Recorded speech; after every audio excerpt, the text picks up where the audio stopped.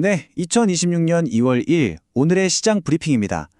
오늘 시장은 정말 한마디로 폭풍우 그 자체였습니다. 계속해서 사상 최고치를 경신하면서 잘 나가던 우리 증시가 하루아침에 이렇게 급격하게 방향을 틀었는데요.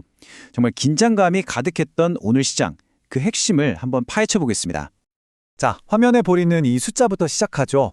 마이너스 5.26%. 네, 이게 바로 오늘 코스피 지수가 기록한 하락률입니다. 시장에 참여한 모든 분들께 그야말로 충격과 공포를 안겨준 그런 숫자라고 할 수 있겠습니다.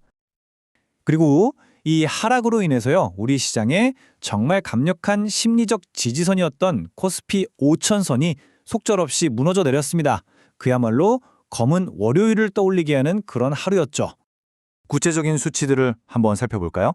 코스피는 무려 274포인트 넘게 빠지면서 4,949회에 마감했고요. 코스닥도 상황은 비슷했습니다. 4.4%나 급락했어요. 그런데 여기서 특히 주목해야 할 것은 바로 원달러 환율인데요. 하루 만에 24원 넘게 폭등하면서 1,460원대를 뚫어버렸습니다. 이건 외국인 자금이 빠져나가고 있다는 아주 강력한 신호거든요. 자, 그럼 대체 이 갑작스러운 폭풍은 어디서부터 불어온 걸까요? 오늘 시장은요, 정말 약속이라도 한 것처럼 세 가지 대형 외부 악재가 동시에 빵 터져버렸습니다.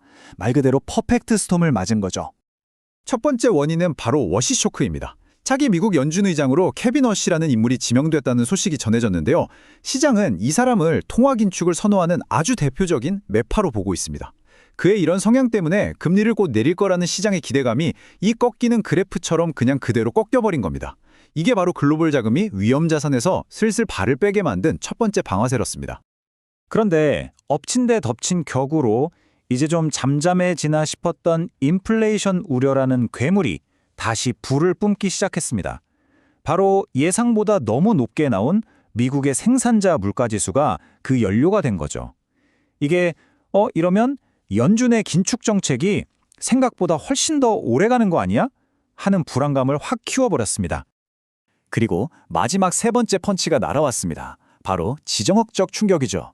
트럼프 대통령이 한국의 대미 투자 관련 법안 처리가 늦어진다는 이유로 관세를 올릴 수도 있다고 경고한 건데요. 이건 우리나라 수출 기업들한테는 직접적인 타격이 될 수 있는 소식이었기 때문에 투자 심리를 극도로 얼어붙게 만들었습니다.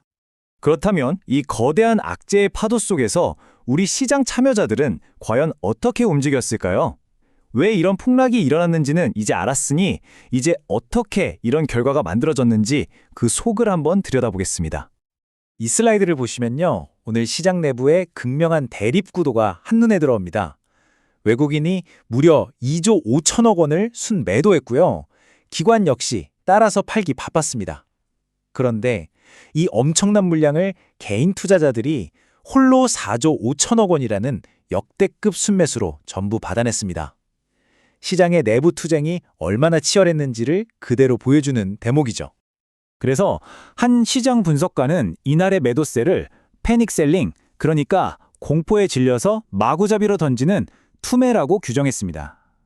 이 한마디가 당시 시장의 분위기가 얼마나 격렬했는지를 잘 설명해주고 있습니다. 그렇다면 이 거대한 매도세는 시장의 어느 곳을 가장 아프게 때렸을까요?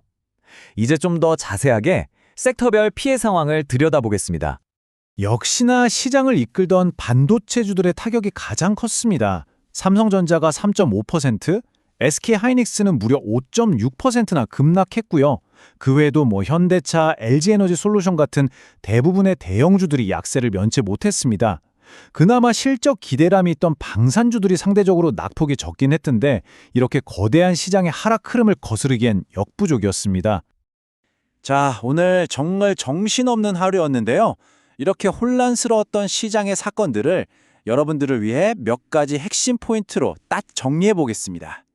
그러니까 핵심은 이게 단 한 가지 문제 때문이 아니었다는 겁니다. 바로 이 슬라이드가 그걸 아주 잘 보여주죠. 미국의 긴축 공포를 부른 워시 쇼크, 다시 고개를 든 인플레이션 우려, 그리고 직접적인 타격을 주는 무역 갈등까지. 이 세 가지가 동시에 우리 시장을 덮친 퍼펙트 스톰이었습니다.